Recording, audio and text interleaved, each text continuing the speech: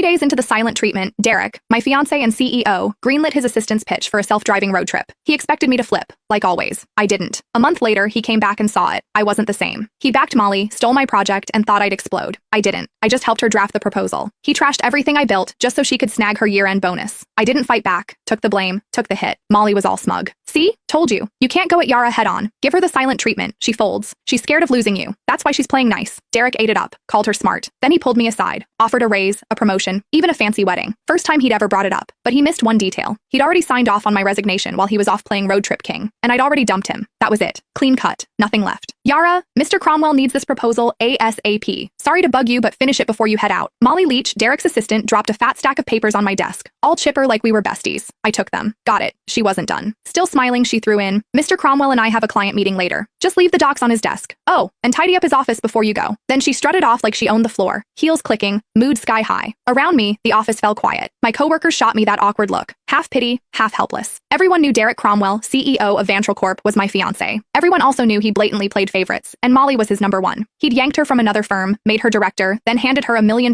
project I'd busted 2 months bringing in and prepping. When I pushed back, he called a team vote, thinking everyone would back him. Wrong. The whole team voted for me, except him. Molly got 1 vote. His. He lost it. Accused me of stirring up cliques. Didn't just take the project away, he demoted me in front of everyone and slashed the salaries of the people who'd backed me. Nobody dared speak up. Later, he apologized. Said didn't want it to look like favoritism. Claimed Molly might feel left out. I used to believe that crap. Now, it's a joke. Molly couldn't even keep up with our interns. Didn't want it to look like favoritism? Please. He was straight up playing favorites. Everyone saw it but him. I heard footsteps upstairs and looked up. Derek. He showed up at the stairwell, glanced my way, then walked out without saying a word. Changed into some casual suit. Even from here, I caught that cedar cologne. He never used to wear cologne. That one? Molly's gift. Yeah, he knew exactly what he was doing. He'd been pulling this kind of stuff for years. It started after I found their goodnight texts. Couldn't stay quiet. I confronted him. Derek said I was being petty. Then, like it proved some point, he used it as an excuse to make it official and moved Molly to work directly under him. The more upset I got, the harder he leaned in, dragging her to every social event, serving her food, even wiping her mouth at company dinners. When we fought, he'd ice me out. When I apologized, he'd round up his buddies to lecture me like I was some jealous mess. For a while, I actually blamed myself. Thought maybe I wasn't generous enough. Thought maybe that's why we ended up here. But on day 3 of one of his silent treatments, when I was too sick to even sit up and he still packed his bags for a trip with Molly, I gave up. That's when it hit me. He wasn't trying to be noble. He just used my pettiness as a shield so he could keep doing what he wanted without feeling guilty. Even if I hadn't caught those late-night chats, he would have just found another excuse to be with her. After their latest business trip, they were still grabbing dinner, drinks, playing tennis, same routine. But something between them had changed. I could feel it. Not that it mattered. 5 years together, and it was done. This whole mess had dragged on long enough. I was the last one in the office, finishing up the proposal. Checked my phone. Molly had been busy posting. Candlelit dinner at some fancy spot. 2 plates of steak.